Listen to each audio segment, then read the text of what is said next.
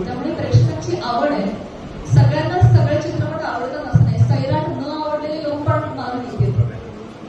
न आवडलेले लोक अजूनही त्याला म्हणतात की वाईट शक्य, पण आपल्याला सगळ्यांना आवडला की नाही.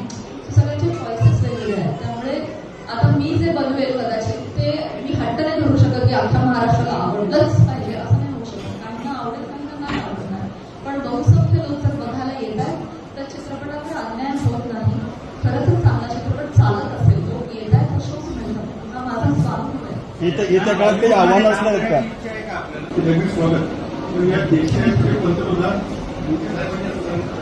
वर्षभरात सोनं खरेदी केलं आणि आपण सांगायला गेलो. हा, मी सोनं खरेदी केलं. मी काय खरं ऐकलं मला आवडलं तर केलं पाहिजे. तुमचं कोणाला काय त्याच्यामध्ये राजकीय हस्तक्षेप वाढलाय किंवा आम्हाला सहभागी करून घेत नाही असं अनेक कलाकार आरोप करतात. म्हणजे विजय पाटकर असतील, त्याच्यानंतर आपल्या दीपाली सैद असतील, अक्षय वाघमारे असतील, यांनी गंभीर आरोप केले. खरंच त्याच्यामध्ये असा राजकीय आता प्रभाव वाढलाय का, हस्तक्षेप वाढलाय का, कशा पद्धतीने निवडणूक सुरू? एवढी मी अपडेटेड नाहीये. असे आरोप झालेत हेही मला तर तुमच्याकडून कळत आहे.